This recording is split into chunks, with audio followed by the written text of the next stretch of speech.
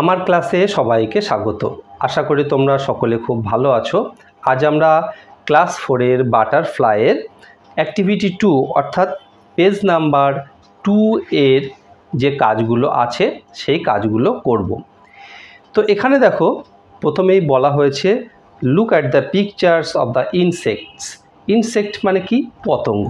এখানে দেখো কতকগুলো পতঙ্গ তাদের ছবি দেওয়া হয়েছে। তারপরে কি বলা হয়েছে? ক্যান ইউ আইডেন্টিফাই দেম, অর্থাৎ তাদেরকে তুমি চিনতে পারছো? Arrange the letters in the right order. দেখো প্রত্যেকটি ছবির নিচে কিছু লেটার উল্টো পাল্টা করে দেওয়া আছে, জাম্বেলড আকারে দেওয়া আছে। আমাদেরকে কি করতে হবে? আমাদেরকে তাদেরকে গুছিয়ে লিখতে হবে, অর্থাৎ অ্যারেঞ্জ করতে হবে। তো দেখো ছবিগুলিকে যদি আমরা চিনতে পারি তাহলে কিন্তু খুব সহজেই এই লেটারগুলোকে গুছিয়ে আমরা লিখতে পারবো। প্রথমে দেখো এখানে যে ছবিগুলো আছে তোমরা কি চিনতে পারছো? হ্যাঁ, এগুলো হলো সাধারণ মাছি। তো সাধারণ মাছির ইংরাজি হলো ফ্লাই। এখানে দেখো এল আছে, ওয়াই আছে, এফ আছে, অর্থাৎ উল্টো পাল্টা করে দেওয়া আছে। আমাদেরকে এখানেই বলা হয়েছে যে অ্যারেঞ্জ করতে হবে, অর্থাৎ গুছিয়ে লিখতে হবে। আমরা গুছিয়ে লিখলে কিভাবে লিখব? ফ্লাইকে এফ এল ওয়াই, ফ্লাই অর্থাৎ সাধারণ মাছি। তারপর দেখো এখানে একটি ছবি আছে, এই ছবিটি তোমরা চিনতে পারছো নিশ্চয়ই। এটি হলো বোলতার ছবি। বোলতার ইংরেজি কি? ওয়াস্প। দেখো এখানে ওয়াস্পটাকে উল্টো পাল্টা করে দেওয়া হয়েছে। তো এদেরকে আমরা গুছিয়ে লিখব। কিভাবে লিখব? WASP, wasp. ওয়াস্প মানে বোলতা। তারপর দেখো এখানে আরেকটি পতঙ্গের ছবি আছে, এটিকে দেখে তোমরা নিশ্চয়ই চিনতে পারছো। হ্যাঁ, এটা হলো ঝিঝি পোকা। ঝিঝি পোকার ইংরেজি কি? ক্রিকেট। ক্রিকেট এখানে উল্টোপাল্টা করে লেখা আছে, আমাদেরকে গুছিয়ে লিখতে হবে। আমরা কি করে গুছিয়ে লিখব? দেখো CRICKET,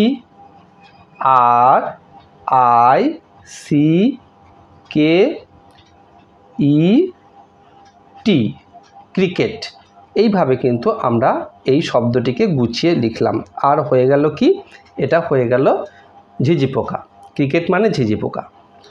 তারপরে দেখো অ্যাক্টিভিটি 3।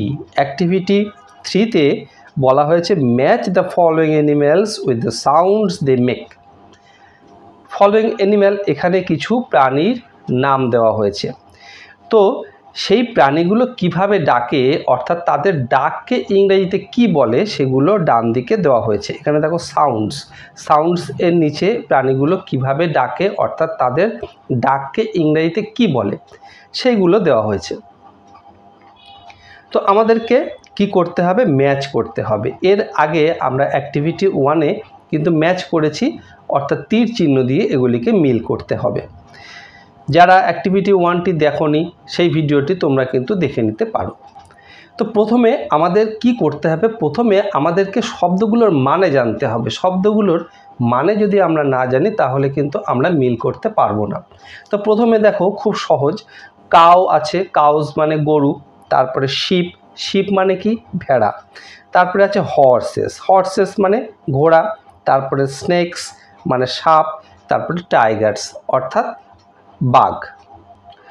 এইবার এদের সাউন্ডস অর্থাৎ তাদের ডাকের নামগুলো ডান দিকে আছে, এগুলোকেও আমাদেরকে জানতে হবে। দেখো নি, নি মানে কি? নি মানে হলো ঘোড়ার ডাক। তারপরে আছে রোর, রোর মানে কি? রোর মানে বাঘ বা সিংহের ডাককে বলা হয় রোর।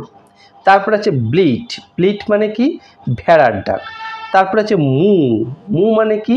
গরুর ডাককে মু বলা হয়। তারপরে আছে হিস, হিস মানে সাপের ডাক। তো এই শব্দগুলোর মানে যদি আমরা জানতে পারি তাহলে আমাদের কাছে কিন্তু খুব সহজ হয়ে গেল এই মিল করাটি। দেখো প্রথমে কাউজ, কাউজ ডাককে আমরা জেনে গেলাম কি আছে? মু। কাউয়ের ডাককে কি বলা হয়? মু। একদম তীর চিহ্ন দিয়ে এর সাথে আমরা মিল করে দিলাম, একটি হয়ে গেল। তারপর আছে শিপ, শিপের ডাককে কি বলা হয়? ব্লিট। শিপ মানে ভেড়া, ভেড়ার ডাককে ব্লিট। তাহলে শিপের সাথে এই 3 নাম্বারের এইটি মিল হবে। এরকম তীর চিহ্ন দিয়ে আমরা মিল করলাম। তারপর দেখো আছে হর্সেস, ঘোড়া। ঘোড়ার ডাকে কি বলা হয়? নি। নিকে আমরা মিল করব এইভাবে, একদম এইভাবে তীর চিহ্ন দিয়ে মিল করলাম। তারপরে দেখো আছে স্নেকস। স্নেকস মানে সাপ, সাপের ডাকে কি বলা হয়? হিস।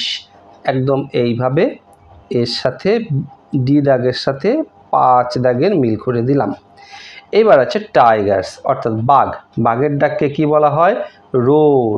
তাহলে ই দাগ অর্থাৎ টাইগার্সের সাথে এই 2 দাগের রোর আছে, এটিকে আমরা মিল করব এইভাবে তীর চিহ্ন দিয়ে। সুন্দরভাবে দেখো আমরা অ্যাক্টিভিটি 3 কাজটি করে ফেললাম। আশা করি তোমরা খুব ভালোভাবে বুঝতে পেরেছো। ভিডিওটি ভালো লাগলে অবশ্যই একটি লাইক করো আর তোমার বন্ধুদের মধ্যে শেয়ার করে দিও, তাহলে তোমার বন্ধুরাও কিন্তু শিখতে পারবে। আর এই রকম ভিডিও আবারও পেতে চাইলে চ্যানেলটি অবশ্যই সাবস্ক্রাইব করে রেখো। খুব ভালো থেকো, দেখা হবে আবার পরের ভিডিওতে। ধন্যবাদ।